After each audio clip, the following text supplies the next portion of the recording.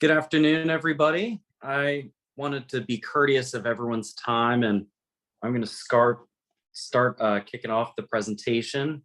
And just wanted to welcome you all. I know some people will be trickling in or watching this recording later, but just as a reminder, please save questions for the end of the presentation. We will have a slide and you're more than welcome to submit those questions in the chat box. But please also introduce yourself in the chat so that me and Emily can know who you are and where you're located. So first, again, just wanted to thank everybody for taking the time out of the day to join this webinar, because as our theme goes for the year, FLA is looking for ways that we can improve disaster recovery tools for our private forest landowners.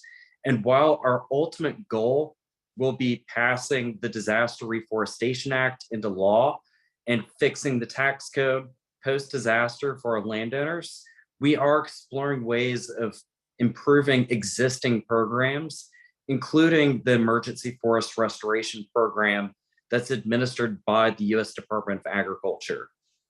And so on the webinar today is Emily Horsley, and she is a specialist with USDA that focuses on EFRP and also ECP.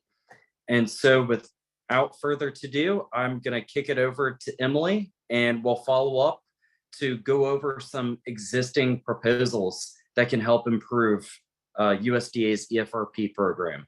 So Emily, I will kick it over to you now. Thank you, Craig. And thanks to Michelle sort of driving the slide presentation here. Like Craig said, I'm going to cover some, I think, important details for forest landowners regarding the Emergency Forest Restoration Program. I'll go ahead to the next slide, Michelle. Just a brief rundown of some of the things that I'll cover in an agenda today. Give a little bit of background on the Emergency Forest Restoration Program, also known as EFRP. We'll cover some terms and definitions that are specific and relevant to the program. Talk about eligibility, restoration practices or activities that are eligible for cost share through the program. And then we'll walk through the implementation process for forest landowners, including how to submit a request, the sign-up process, the technical assistance process, approval and obligation of funding, and ultimately payment. And we will cover any questions you have following the presentation. Next slide. Thank you. EFRP is a cost share program that provides financial and technical assistance to owners of non-industrial private forest land, or NIPF. And the purpose is to carry out emergency measures to restore forest health and forest resources damaged by natural disasters. So when we say it's a cost share program, in other words, as the statute and regulation are currently written, EFRP is a pay for performance or a reimbursement program that issues the financial assistance or payment to participants after the approved restoration activities are completed. And the authorities for the program are provided here on this slide. The program was authorized in the 2008 Farm Bill, and regulations for EFRP can be found at 7 CFR Part 104. So as you all know, natural disasters can affect non-industrial private forest land, all forest land, but in significant and devastating ways. So these are a few of the most common types of natural disasters where EFRP can be utilized to assist with restoration. Hurricanes, ice or winter storms, floods, tornadoes, wildfire, including wildfire that may have been started by other than a natural cause, but was exacerbated by natural conditions like wind or drought. And it's important to note that EFRP does not necessitate a disaster declaration in order to be available. Availability of EFRP is at the discretion of FSA. So we'll talk a little bit about how that decision is made. And this is not an exhaustive list by any means. Other disasters or natural conditions can trigger EFRP. High winds, localized strong storm cells, even earthquakes, landslides, and drought. And a little background here that Craig wanted to share. So go ahead, Craig. Yeah, so like Emily said, EFRP in the grand scheme of things, is still a relatively new program authorized through the 2008 Farm Bill and administered by the FSA of USDA. Many people on this call probably more frequently work with NRCS through USDA, which is given creation of the program. It is under FSA's umbrella. And like Emily has already been talking about, the intent of this program is to help landowners restore their land that's damaged after natural disasters. And so certainly just appreciate Emily walking through, the background of the program, as well as updates to the handbook. Great, thank you. So the purpose of EFRP is, again, to restore or repair private forest land that had or has existing tree cover, and that if otherwise not treated would impair or endanger the resources or the future use of that forest land. And repair and restoration under EFRP also can include conservation structures. So we'll talk a little bit more about what that means, what types of structures and activities are covered. And of course, there are not only production benefits for timber producers, but also other environmental benefits of forest land restoration, including erosion control, improved ground water quality, enhanced food and cover for wildlife, and general forest health, as well as promoting carbon sequestration. A few terms that I want to talk about that may be unique to EFRP or mean something specific in terms of EFRP program. These terms are defined in the regulation and in our handbook, which was recently updated. So the first one is non-industrial private forest land or NIPF. This is rural land with existing tree cover or which is suitable for growing trees and owned by a private non-industrial forest landowner, which will also be defined. And forest land qualified or quantified here means land that's at least 120 feet wide and 1 acre in size, and at least 10% covered by live trees. And finally, owners of non-industrial private forest land. So we talked about what type of land is eligible for EFRP benefits. Now, what type of customers or landowners are eligible to receive the benefits? Owners of NIPF are, for the purposes of EFRP, an individual, a group or association, corporation, Indian tribe, or other legal entity that owns the non-industrial private forest land, or who receives concurrence or permission from the landowner for making an EFRP claim in lieu of the owner. And if that is the case, they must have control of the land for a minimum of 10 years. So that would also mean that owners or lessees principally engaged in the primary processing of raw wood products would be excluded from this definition. So that would not be included non-industrial. So that's the definition of who would be eligible to receive the benefits. Next slide. EFRP, again, land that is eligible would include rural NIPF that is physically located in a county or a portion of a county that has been approved for EFRP. So we'll talk about how that occurs. The land must have existing tree cover or had tree cover immediately before the natural disaster and is suitable for growing trees, and has natural resource damage caused by the disaster that, if not treated, would impair or endanger the future use of the land.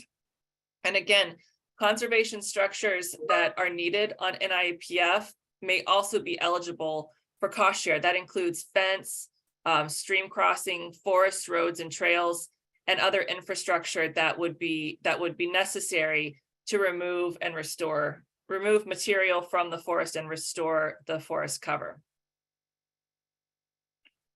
So at the discretion of FSA, what does that mean? After a natural disaster, the FSA County Committee, which is a locally elected board, with input from the County Emergency Board and the State Forestry Agency, will determine if EFRP is needed to assist landowners with recovery. So this is really based on their local knowledge of how the natural disaster impacted forest land, where the impact was, and whether or not federal assistance is needed to assist with restoration. If the county committee determines that EFRP is needed, they will submit a request through their local state committee to the national office, and where it will be reviewed and approved. So once EFRP implementation is approved, a sign up will be announced. Sorry, Michelle, back up one slide just for a sec. Yeah.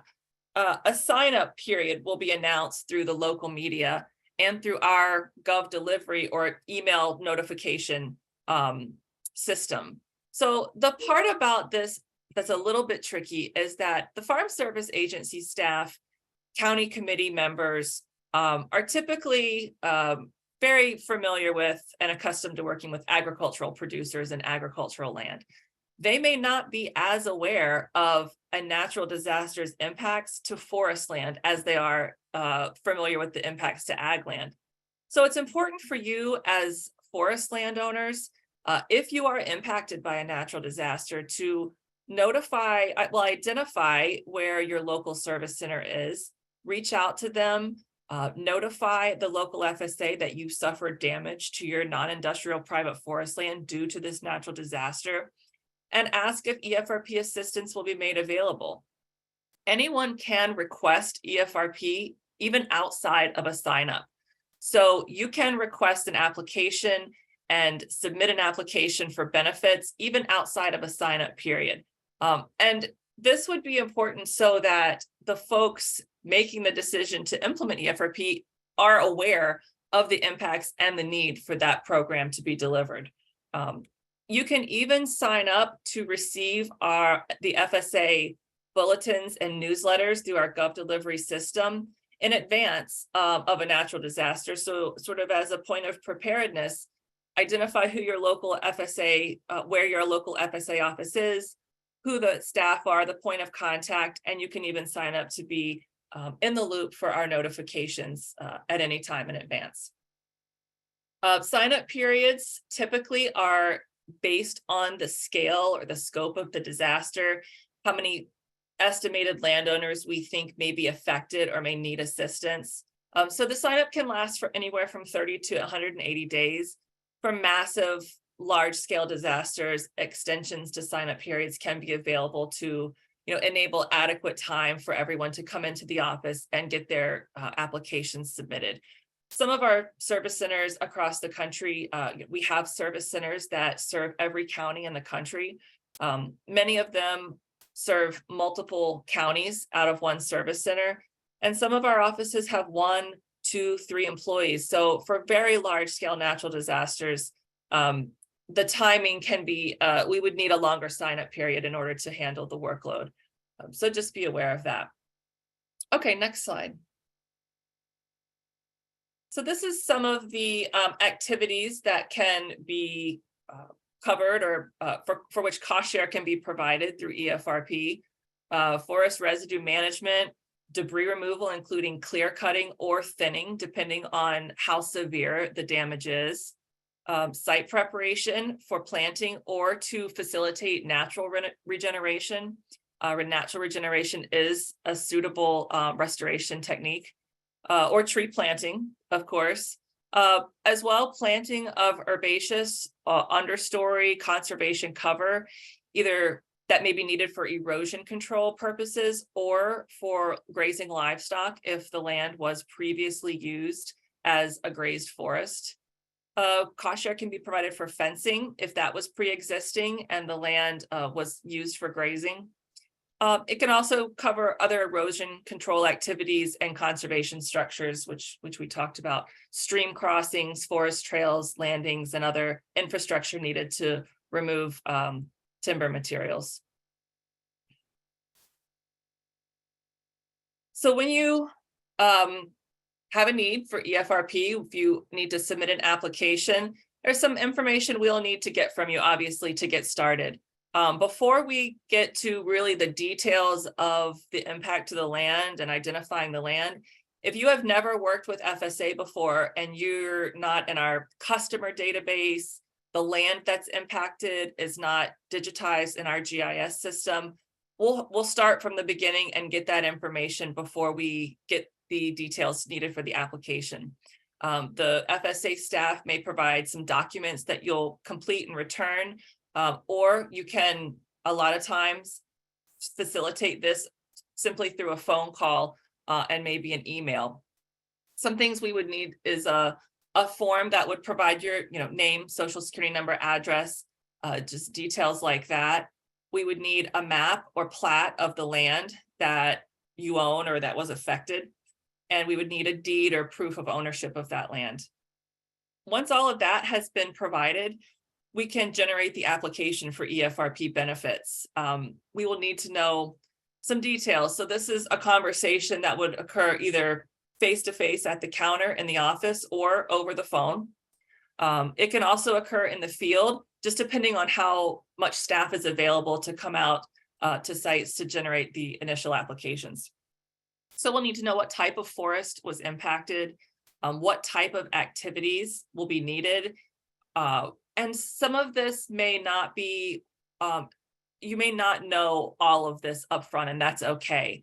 So to the best of your knowledge as the landowner, what do you think, what type of activities or restoration do you think will be needed? How much of it, how many acres, where is it located? As I mentioned, we will digitize, geospatially locate all of the areas where assistance is needed.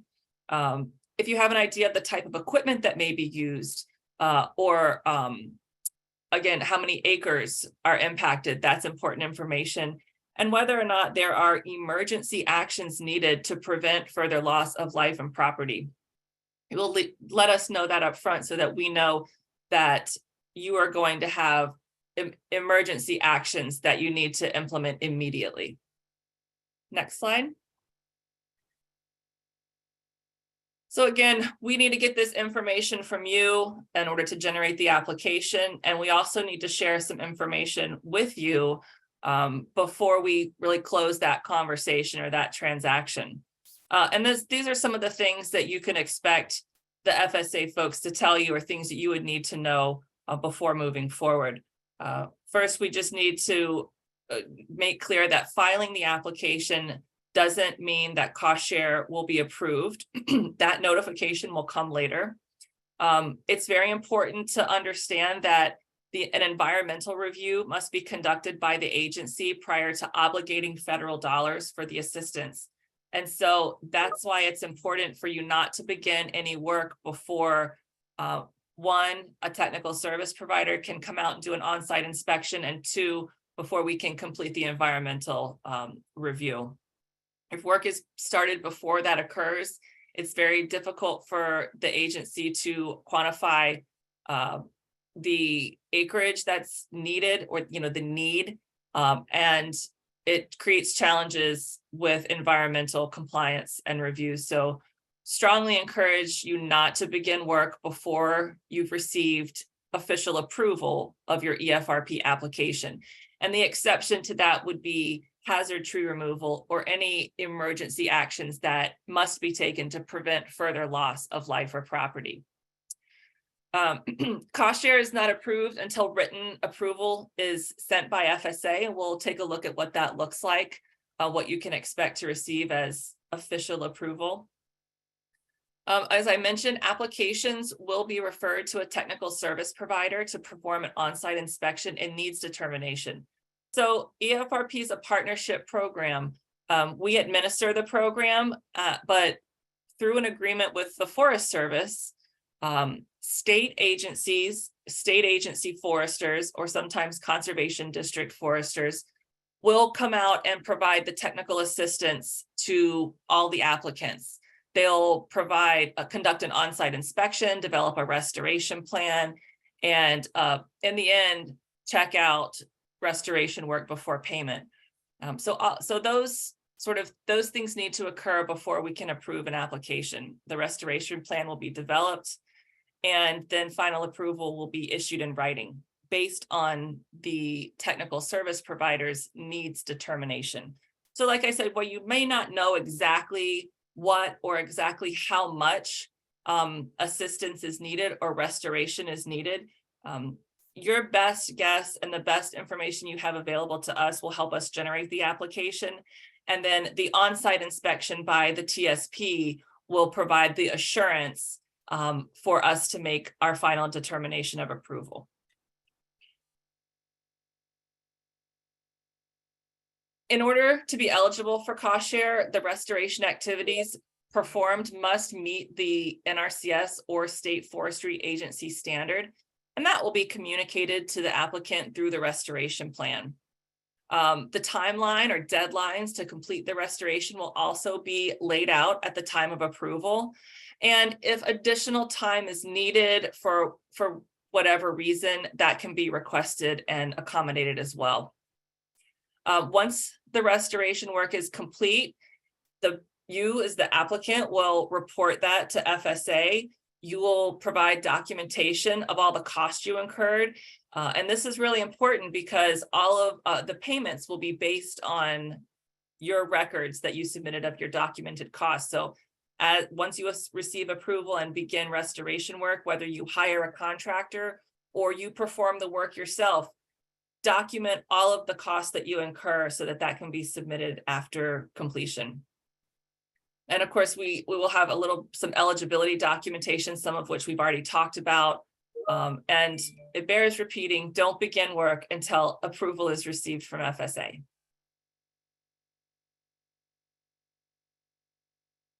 So I mentioned that technical assistance is provided through an agreement we have with the Forest Service. The Forest Service typically enters into a grant agreement with either the State Forestry Agency or some group or organization that has the capacity to deliver technical assistance for forestry on the ground in the counties where the assistance is needed. So what they'll do is they'll come out to your land or meet you somewhere. Somehow they need to access the land that's been impacted, and they'll review the damage, determine what technical practices or restoration activities need to be implemented to restore the forest land. They'll develop a plan, a restoration plan, which may not be a forest management plan. It may not be as comprehensive as a forest management plan, but will address the specific activities needed for restoration and can complement maybe a forest management plan that you already have in place. And after restoration is complete, they will also come back out to the land to make sure everything's been completed. You hired a contractor, that they delivered everything that they were expected to deliver, and that the lands essentially has been restored. So FSA will refer all the applications to the applicable TSP and put them in contact with you after you have applied for the program.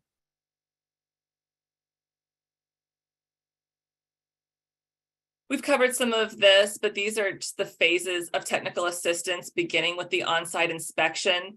That should occur roughly within 45 days of when it's referred by FSA. So some of this can take some time depending on the scale of the disaster. If we run a sign up for 60 days, we'll take some time to process those requests, to refer them over to the technical agency, and then they have some time to schedule the site visit and develop the conservation plan. So from the time of request, it may be a couple months before somebody comes out to actually perform the on-site inspection. So keep that in mind. The technical service provider will determine what specific practices and activities and extents, measured in acres, linear feet, or what have you, what are actually needed and feasible. And that's how FSA will calculate the amount of cost share that will be obligated for your application or your agreement. And the technical service provider will also assist you and assist us with performing the environmental evaluation, including any cultural resource or archaeological surveys that may be needed. They'll develop a written conservation plan or restoration plan, which will outline for you exactly what and how the restoration should be completed. You can go on to the next slide, Michelle.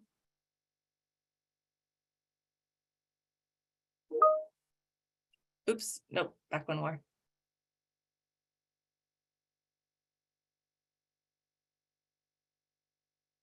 Perfect. You're good. Yep, right there. You're good. And they can also assist with supervising installation and restoration if that's needed. So this slide talks about some of the details that will be included in a restoration plan developed for EFRP. We'll obviously identify the applicant. We assign a farm serial number. You could call it a forest serial number for the purpose of EFRP, but we typically deal with ag land, so it's a farm number and a tract number to identify the land unit.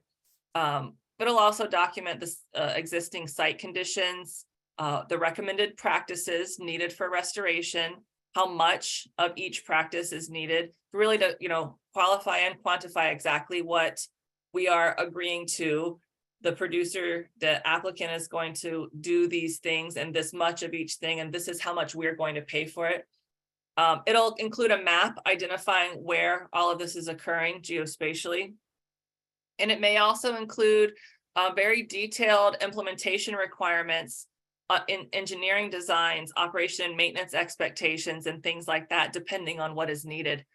It'll also provide possibly a timeline or deadline for implementation, particularly if certain activities are specific to the season, like planting, when that should occur in order to be successful. And it may include other details like photographs or any cultural resource evaluations that we've conducted. And just another note on the environmental review process. This is a statutory requirement for federal agencies to comply with the National Environmental Protection Act, NEPA, and other related environmental laws. So this is an activity that has to occur in accordance with statute before we can obligate federal dollars. Just a quick reference to the regulations there. So once we've gone through that exercise, you will receive a approval letter. This is what it looks like. I'm sorry, the type is a little bit small, but what this letter tells you is that your request for financial assistance has been approved.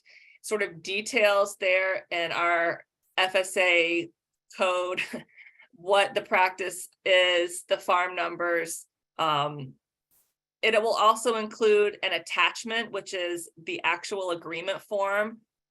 It's an FSA 848A is the form number. And on that form, it will detail all of the activities that will be completed and how much cost share is approved for those activities. So it will let you know the maximum that will be paid. So we calculate all of our cost share obligations and payments as a percent of cost not to exceed a dollar figure. So what will be reflected on that form is what that figure is for the activities in your state or county. Those rates are established at the state level. So it's not driven at the national level. It's really based on the coordination between the FSA and the state forestry agency at the state level to determine how much activities generally cost for these restoration measures. You'll be asked to sign and return that agreement within 15 days to confirm that you can still want assistance, that you intend to complete and carry out the plan. And it will also include another form, the FSA 848B, which is the actual certification and request for payment. So this letter also includes some instructions for what to do when you finish your work and how to request payment and report your final performance. And again, don't begin restoration work outside of emergency measures until you receive this written approval for funding. Next slide. Oh, there we go. I didn't realize I had some animations in there that blew up the language. Go ahead to the next one. Sorry about that. Yeah, just a little close up of what that language looks like, but it's pretty intuitive and self-explanatory. Okay, so after performance is complete, the restoration activities have been implemented. The participant will provide that certification form, the 848B, to us. Again, you've kept all of your documentation of costs, invoices, work logs, even for work that you perform yourself or your employees perform. That's all eligible costs. So report all of that to us.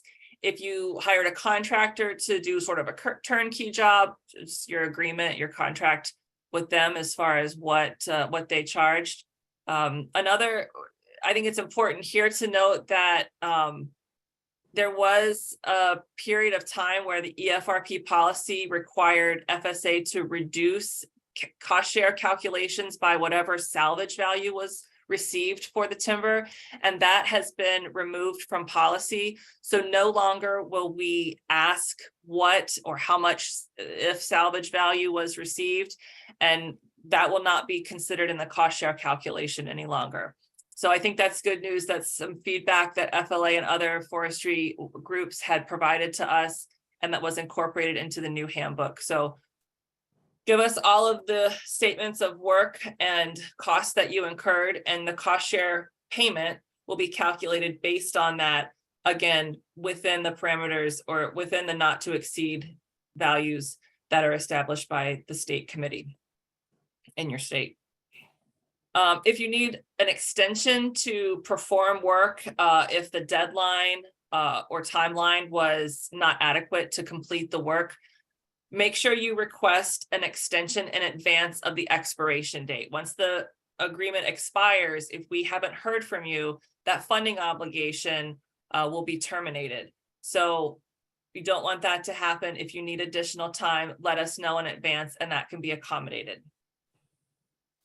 So once we've gotten all of that, we'll refer the application or the application for payment at this time to the technical agency. They'll again go out to the site, check everything out, make sure the plan was implemented properly, and all of the restoration work that we agreed to in our agreement has been completed.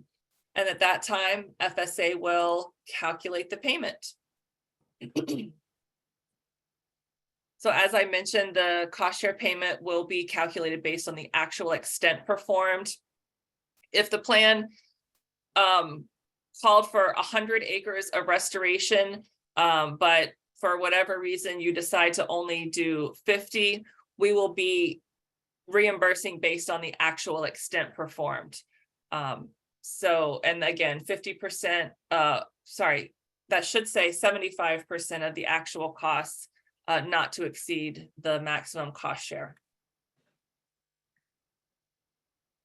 After payment, there is an expectation that NIPF restored under EFRP will continue to be maintained and used as forest land.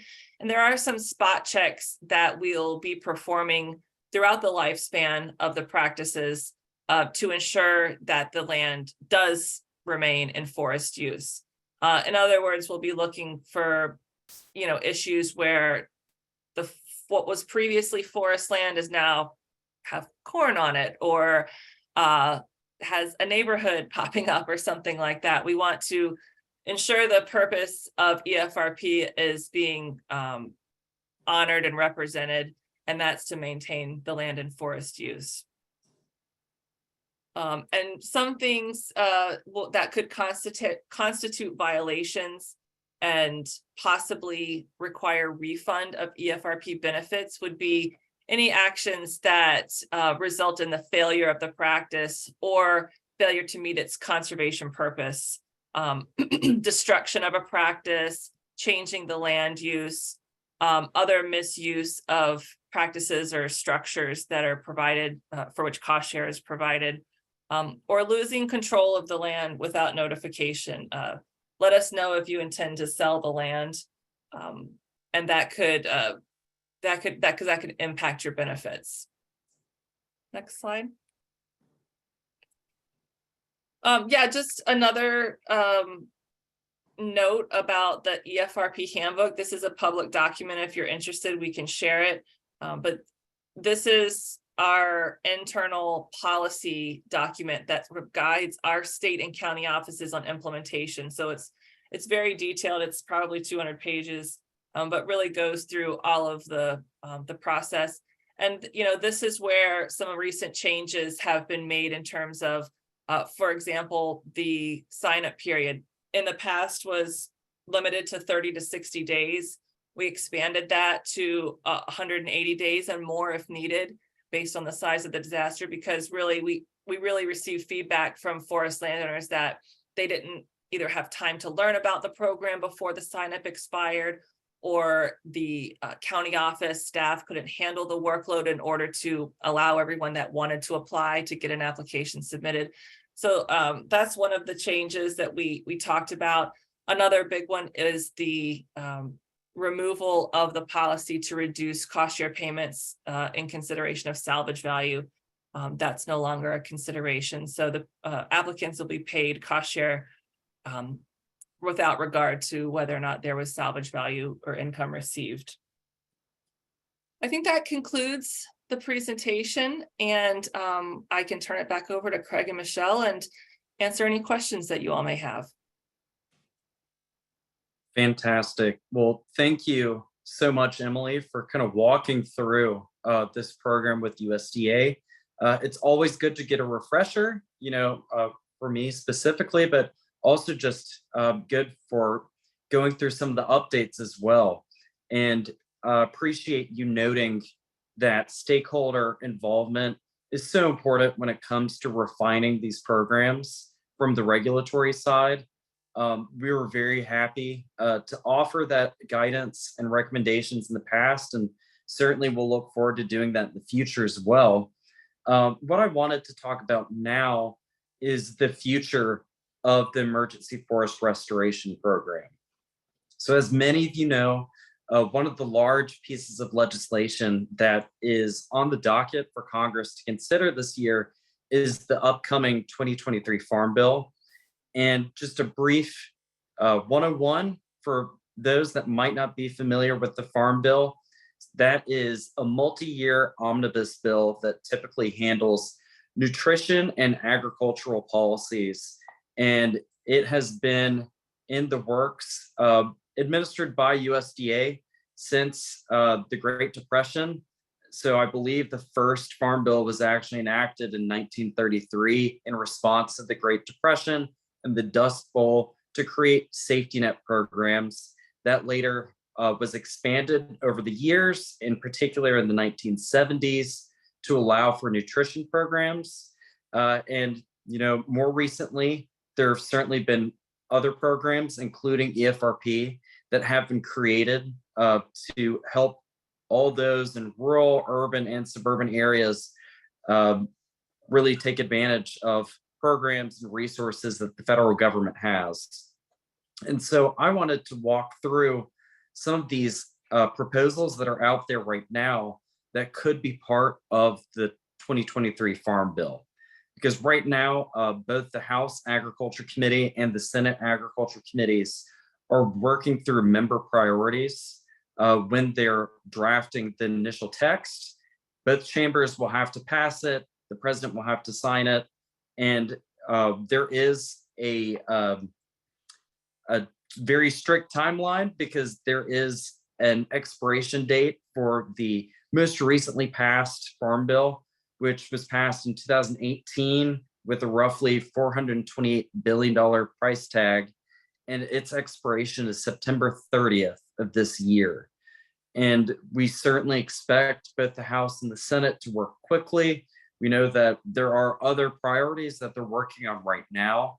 But two particular bills that I wanted to touch on and that we've been working with both sponsors on. The first is Senate Bill 231, the Emergency Conservation Program Improvement Act. And that's a bill authored by Senator Deb Fischer, a Republican from Nebraska, and Senator Ben Ray Lujan, Democrat from New Mexico.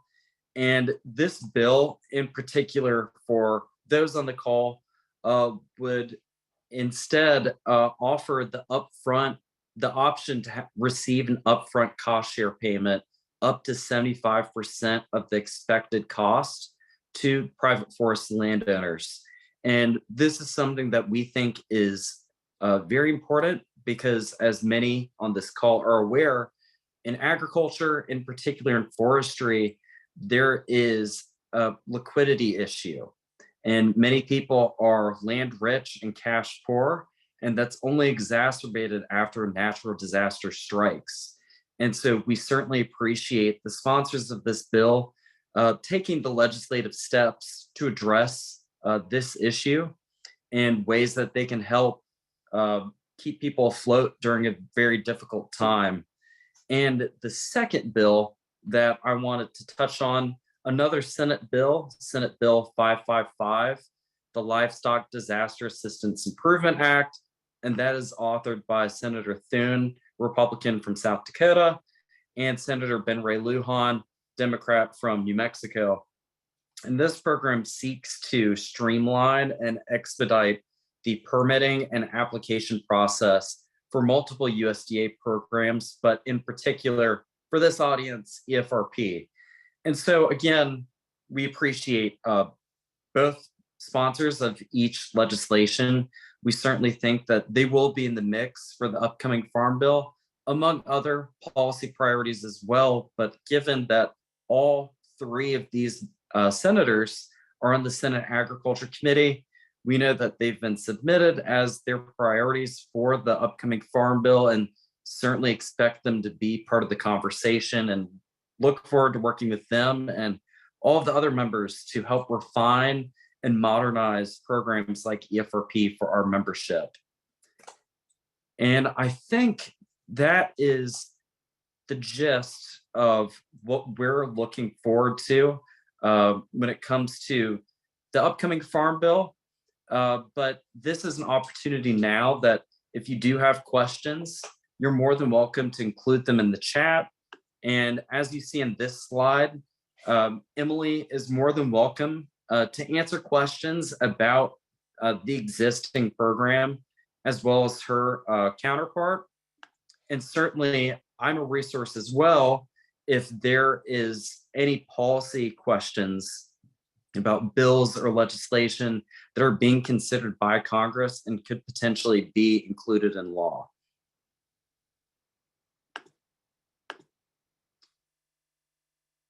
And so I think right now I have one question, and Emily, if you're willing to field this, I can go ahead and read the question, and if you're able to answer it now, then that'd be fantastic. Sure. So this question is from Philip Harden, and he asked, what is the typical time between application until receipt of approval? Yeah, that's difficult to nail down specifically. It really is going to depend on the scale of the disaster, you know, what our staff workforce looks like in order to handle that. If you consider, you know, a 30 to 60 day sign up, or, you know, even a longer sign up period, it would typically take that amount of time before, you know, definitely before the technical service provider would come out to do a needs determination. They have 45 days in accordance with our excuse me, in accordance with our policy to perform that and develop the restoration plan. The timing there depends on the capacity of the technical agency as well. So it can take a couple months to get all of that together. Depending on what kind of cultural or archaeological resources we encounter in our environmental review, a survey may be needed, and that can take additional time before we can get to approval. So I would say typically it's probably 60 days for if no issues are encountered, if, you know, the disaster is relatively small. You know, I should note that the natural disaster doesn't have to impact a certain number of people or certain number of acres before it can be employed.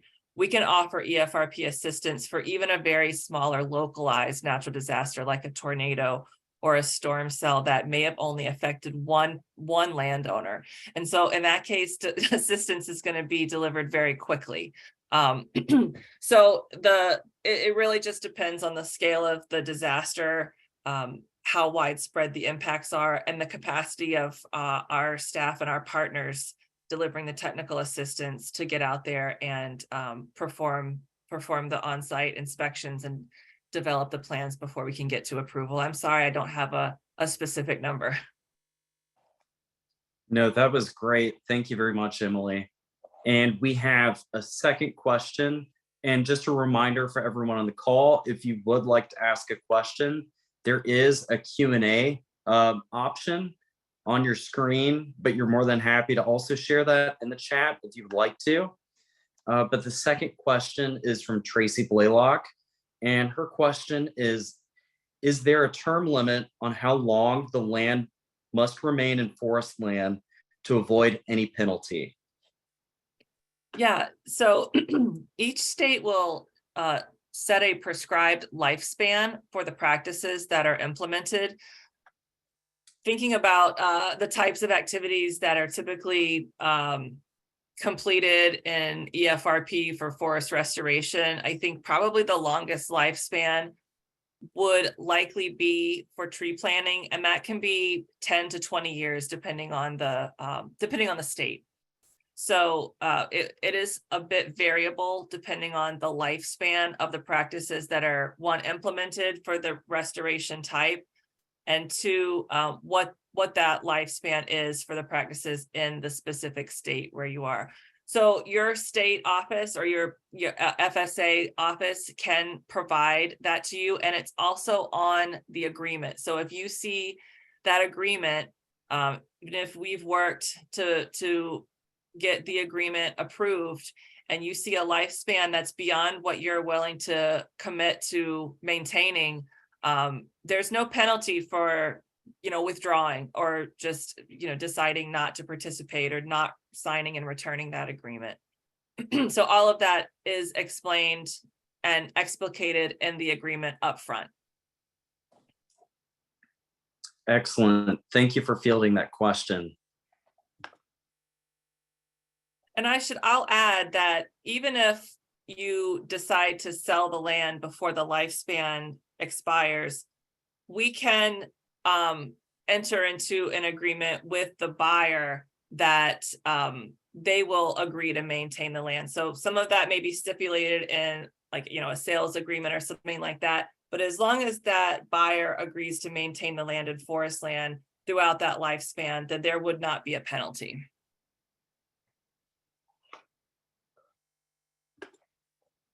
Great.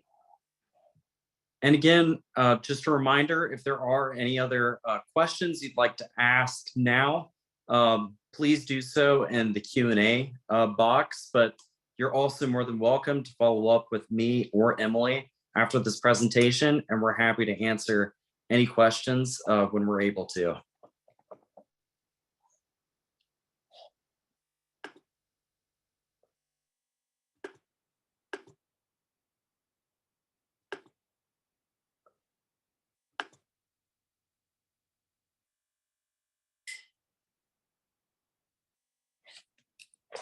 Okay, I just got a question from Carter Crosby, and his question is, how does the new legislation you mentioned compare with the legislation being proposed by the congressman from Georgia and Mississippi? So, Carter, I'm not exactly sure which legislation you're talking about by congressmen from Georgia and Mississippi, but I'm more than happy to connect with you offline and we can chat about that. But I can talk about the Disaster Reforestation Act, which is certainly a priority of the Forest Landowners Association. And the difference between the legislation I talked about today and the Disaster Reforestation Act is that the two Senate bills that I discussed, S555 and S231, those would make reforms to the Emergency Forest Restoration Program and other existing USDA programs. the Disaster Reforestation Act would make corrections to the tax code. So outside of the scope of what USDA has authority over. And so what the Disaster Reforestation Act accomplishes is that it would allow for the true value of the loss of your timber to be able to be claimed when you file a casualty loss. Because right now, private forest landowners have very limited tools. There's no federal crop insurance program. There's no federal safety net program. And unfortunately, how the tax code is written right now, there is no mechanism to be able to recoup a fraction of the value that's lost from a natural disaster. So, that is an effort that we are looking to get into the Farm Bill, and we're very thankful for Senator Warnock, who submitted that as a priority, along with Senator Cassidy in the Senate, as well as Congressman Buddy Carter and Congresswoman Terry Sewell in the House. And while it's not common to put tax policy in the Farm Bill, the 2008 Farm Bill, which appropriately enough, we've talked about today with the creation of EFRP, there was a title that had about 13 different tax measures included in it. So there has been precedent set, and certainly look forward to working with the House and Senate Agriculture Committees on the consideration of the Disaster Reforestation Act being included. Good deal. Looks like I answered Carter's question. And I will give it a minute if anyone has any other outstanding questions, but truly just appreciate everyone that was able to join this call, and certainly Emily and her counterparts at USDA for being such great partners in administering this program and working with people like those on this call to help keep people afloat during very difficult times. Thank you for having me, Craig. Absolutely.